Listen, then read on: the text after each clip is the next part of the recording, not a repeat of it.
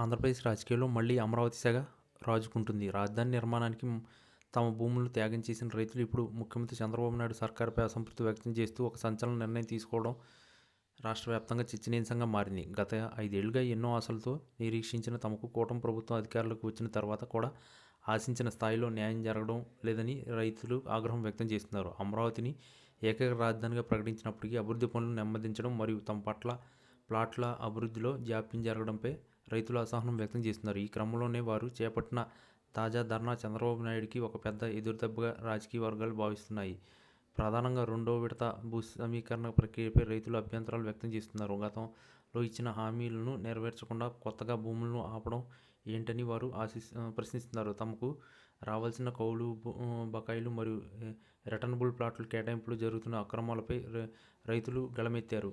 ప్రభుత్వం కేవలం కార్పొరేట్ శక్తులకు మేలు చేసేలా వ్యవహరిస్తుందని, స్థానిక రైతులను నాసిరకం ప్లాట్లు కేటాయిస్తున్నారని వారు ఆరోపిస్తున్నారు. ఈ నేపథ్యంలో అమరావతి పరిరక్షణ సమితి నాయకత్వంలో వేలాది మంది రైతులు రోడ్లపైకి వచ్చి నిరసన చేపట్టారు. చంద్రబాబు నాయుడు అమరావతిని తమ కళ్ళ ప్రాజెక్టుగా చెప్పుకుంటున్నప్పటికీ క్షేత్రస్థాయిలో రైతుల సమస్యలు పరిష్కరించడంలో విఫలమయ్యారని విపక్షాలు విమర్శలు గుప్పిస్తున్నాయి.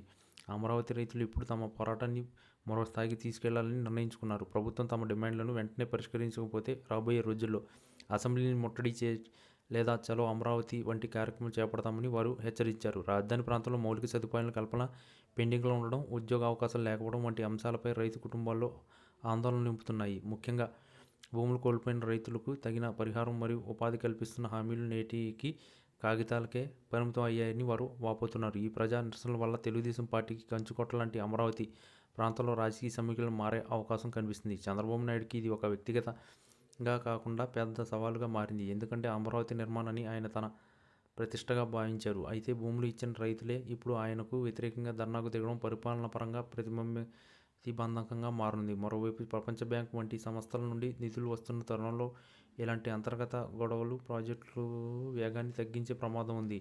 రైతుల నిర్ణయం వల్ల రాజధాని నిర్మాణ పనులు ఆటంకం కలిగే అవకాశం ఉండడంతో ప్రభుత్వం దిద్దుబాటు చర్యలకు ఉపక్రమించాల్సిన అవసరం ఉంది. రైతుల ఆవేదన గమనించి వారితో చర్చలు జరపకపోతే ఈ ఉద్యమం ఉధృతమై ప్రభుత్వ మనుగడపై ప్రభావం చూపే అవకాశం ఉందని విశ్లేషకులు హెచ్చరిస్తున్నారు. ఈ వీడియో కనుక మీకు నచ్చినట్లయితే please like, share and subscribe channel.